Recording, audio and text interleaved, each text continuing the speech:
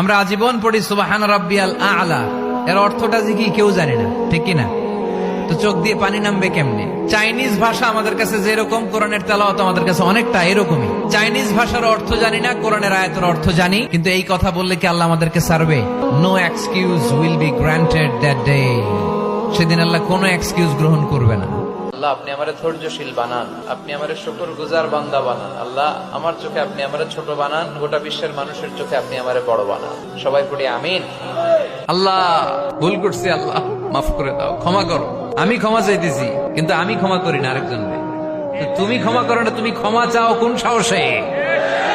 কোন নারীকে যদি তার চেহারার ডিজাইন তৈরি করার সুযোগ আল্লাহ দিতেন, সে নারীটাকে বিশ্ব সুন্দরী করে তৈরি। আমরা আজীবন পড়ি সুবহান রাব্বিয়াল আ'লা, এর অর্থটা কি কেউ জানে না, ঠিক কিনা?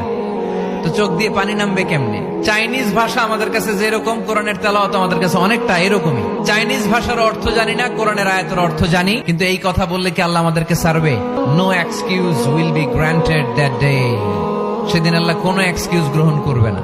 আল্লাহ আপনি আমারে ধৈর্যশীল বানান, আপনি আমারে শুকরগুজার বান্দা বানান।